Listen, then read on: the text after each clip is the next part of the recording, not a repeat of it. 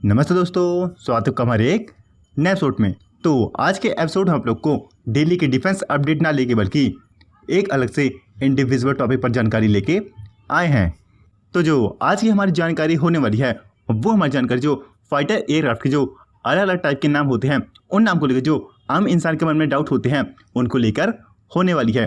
तो आप लोगों ने कई मामलों में ये सुना होगा कि जो ये लड़ाकू विमान है, ये लड़ाकू विमान एक मल्टी रोल एयरक्राफ्ट है और जो ये लड़ाकू विमान है ये लड़ाकू विमान एक ग्राउंड अटैक विमान है। तो आप लोगों के दिमाग में ये ज़रूर ख्याल आया होगा कि जो ये ग्राउंड अटैक, मल्टी रोल और जो ऐसे अलग अलग नाम होते हैं उन अलग नामों का क्या मतलब होता है, और हम आप लोग को इस एपिसोड में उन्हें सब के बारे में डिटेल से बताएंगे। इसलिए आप लोग इस एपिसोड को पूरा देखने के साथ साथ ऐसी इंटरेस्टिंग और जानकारी से भरपूर भविष्य में और ज़्यादा खबर देखने के लिए अभी चैनल को सब्सक्राइब कर लीजिए और नोटिफिकेशन बिल को भी ऑन कर लीजिएगा ताकि आप लोग को भविष्य में ऐसी इंटरेस्टिंग और जानकारी से भरपूर खबरें मिलती रहे। तो आप चलिए इस एपिसोड को शुरू कर लेते हैं।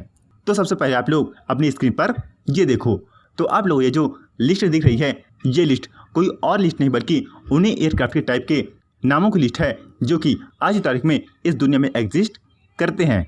यानी आप लोग जो ये multi role, interceptor, air superiority और जो ये ग्राउंड अटैक नाम देख रहे हो, आज की तारीख में केवल इन्हीं 4 टाइप के नॉर्मल लड़ाकू विमान इस दुनिया में एग्जिस्ट करते हैं। तो पहले आप लोग को ग्राउंड अटैक के बारे में बताते हैं।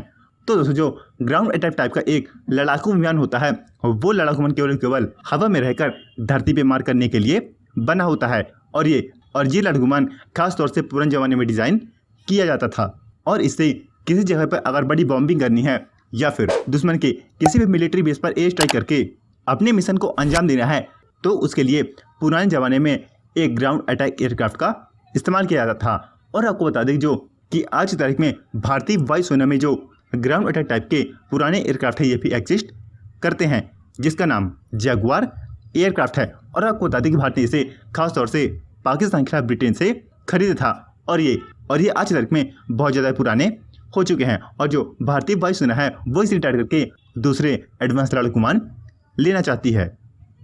तो उम्मीद है आप लोग को ग्राउंड अटैक एयरक्राफ्ट के बारे में पूरी डिटेल में जानकारी मिल गई होगी। तो चलिए बढ़ते अपने अगले यानी इंटरसेप्टर लड़ाकू विमान की तरफ।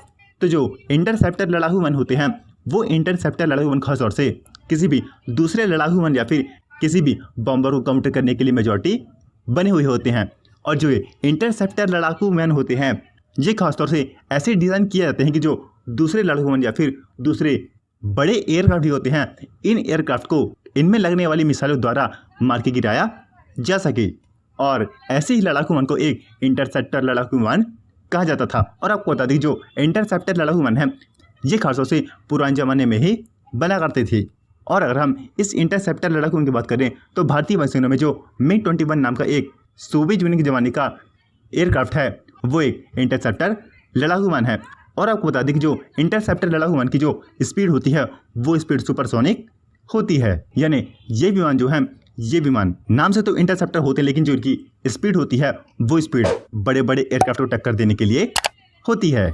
और अगर हम पाकिस्तान की बात करें, क्या पाकिस्तान के पास भी भारत जैसा इंटरसेप्टर लड़ाकू विमान है, तो आपको बता दें कि पाकिस्तान के पास जो इंटरसेप्टर लड़ाकू विमान है वो इंटरसेप्टर लड़ाकू विमान भारत के MiG-21 की कॉपी है।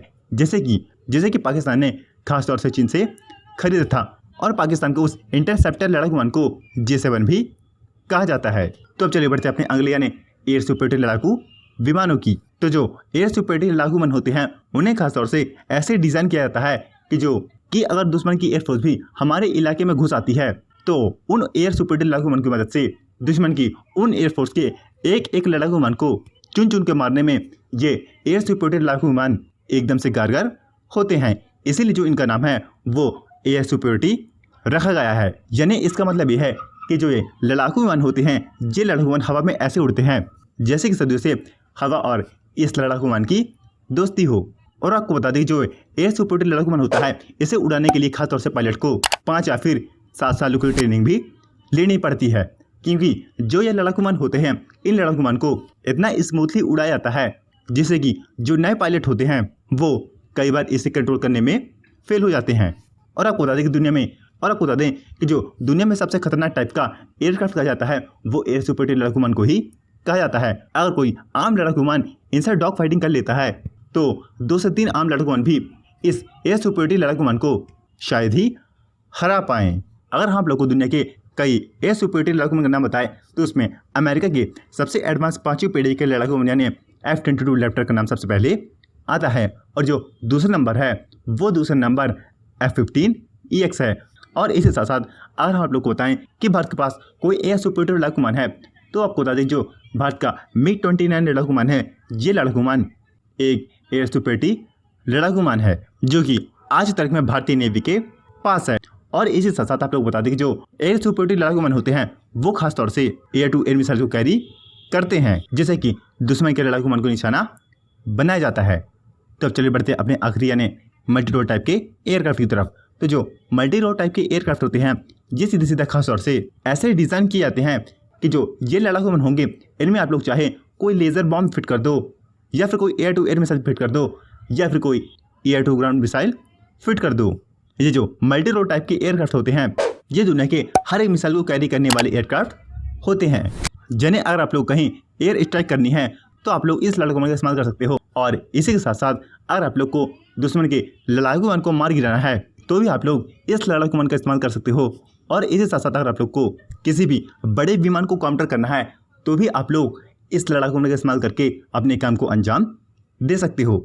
और हो सकता है इसकी मल्टीटास्किंग को देखकर इसका नाम मल्टी रोल एयरक्राफ्ट डिसाइड किया गया है। और जो ये लड़ाकू विमान होते हैं ये लड़ाकू विमान नेवी और एयरफोर्स दोनों के इस्तेमाल के लिए बने होते हैं।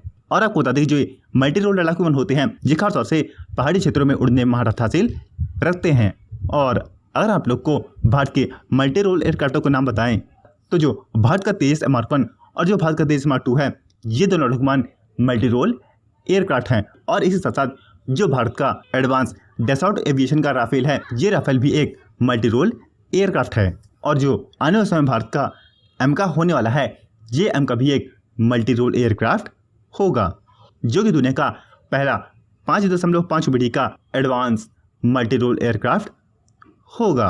और जो मल्टी रोल एयरक्राफ्ट हैं ये मल्टी रोल एयरक्राफ्ट ही आने वाले समय में दुनिया के टॉप लड़ाकू विमानों में से गिने जाएंगे। तो उम्मीद है आप लोग को लड़ाकू विमान के जो अलग अलग टाइप होते हैं उन अलग अलग टाइपों के बारे में डिटेल से जानकारी मिल गई होगी। और भविष्य में हम आप लोग के लिए ऐसे इंटरेस्टिंग और जानकारी से भरपूर इंडिविजुअल टॉपिक पर खबर लाएंगे। इसलिए आप लोग हमारे चैनल को अभी सब्सक्राइब करके नोटिफिकेशन बिल को भी ऑन कर लीजिएगा ताकि आप लोग को भविष्य में ऐसे इंटरेस्टिंग और जानकारी से भरपूर खबरें मिल सके। तो मिलते हैं अगले वीडियो में एक नई ऐसे इंटरेस्टिंग और जानकारी से भरपूर खबर के लिए। नमस्कार।